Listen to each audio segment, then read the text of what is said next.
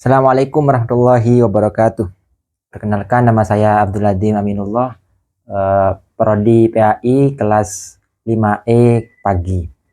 Akan menyelesaikan tugas dari Bapak dosen Haji Abdul Halim As-Siddiq MPDI, mata kuliah dari pengelolaan kelas. Oke. Yang mana disuruh menjelaskan dan praktik mengajar di suatu kelas begitu. Oke. Materi pada sore kali ini menjelaskan tentang pendidikan agama Islam, tentang apa ini? Tentang sosial media dalam perspektif Islam, gitu.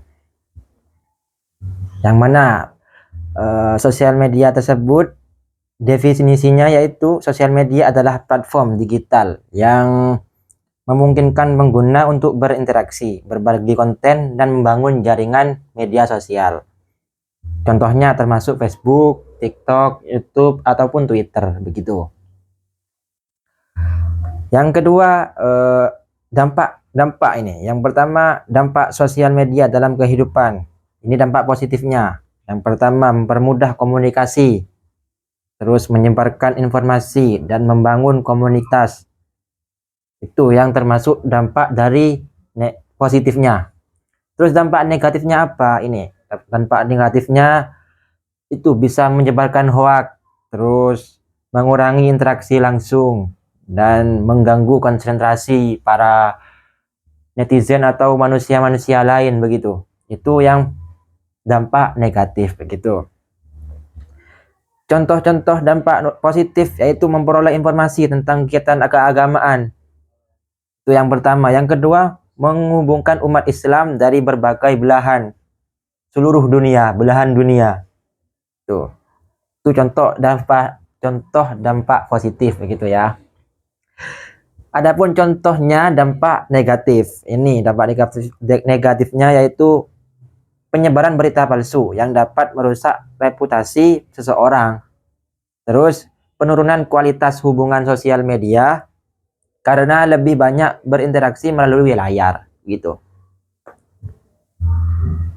Terus selanjutnya yaitu etika penggunaan media sosial dalam Islam, mengajarkan etika dan adab dalam berinteraksi baik secara langsung maupun melalui teknologi.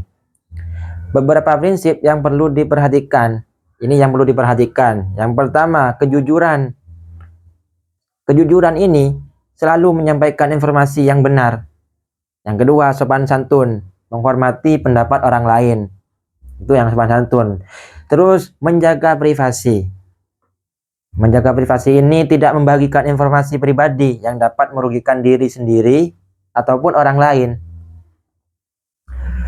Ini ada kutipan ayat Al-Quran terkait media sosial ini. Ini langsung ke terjemahannya yaitu, hai orang-orang yang beriman, jauhilah kebanyakan dari prasangka. Sesungguhnya sebagian prasangka itu adalah dosa. Quran Surat Al-Hujurat ayat 12. Terus selanjutnya sosial media dan dakwah. Sosial media dapat menjadi sarana dakwah yang efektif dengan memanfaatkan platform ini. Terus adapun ini manfaatnya yaitu bisa menyebarkan ajaran Islam, terus mengedukasi masyarakat tentang nilai-nilai Islam, terus meningkatkan kesadaran tentang isu-isu sosial dan keagamaan. Itu manfaatnya yang pertama. Adapun juga resiko tentang sosial media. Meskipun sosial media memiliki banyak manfaat, ada juga risikonya. Ini juga risiko yang pertama ini cyberbullying. Ini banyak terjadi nih di sosial media. Penindasan yang terjadi secara online. Banyak di kalangan sekarang tuh banyak. Nah itu. Terus ketergantungan.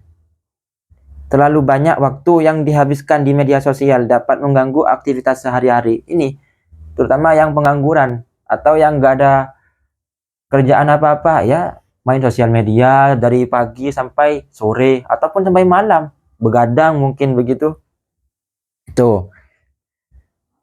Terus adapun solusi ini. Ini adapun solusinya biar kita bisa menghindari risiko tersebut. Yaitu pertama, menetapkan waktu yang sehat untuk menggunakan sosial media. Jadi gunakan waktu media sosial tersebut sebaik-baiknya, atur waktunya. Jangan setiap hari main sosmed terus gitu. Luangkan dengan kita belajar, ngaji, ataupun kegiatan-kegiatan positif yang lainnya begitu.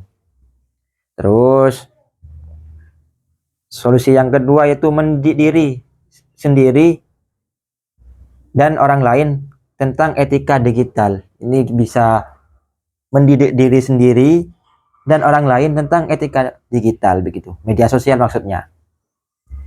Nah, ini yang terakhir, kesimpulan. Adapun kesimpulan, sosial media adalah alat yang kuat yang dapat digunakan untuk kebaikan jika dimanfaatkan dengan bijak. Terus sebagai umat Islam, kita perlu memahami dan menerapkan ajaran Islam dalam menggunakan sosial media. Itu dari kesimpulan tersebut.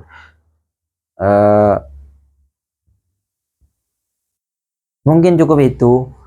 Praktek mengajar dari saya mungkin banyak kurangnya, tapi insya Allah kedepannya saya akan belajar lebih baik lagi dari sekarang.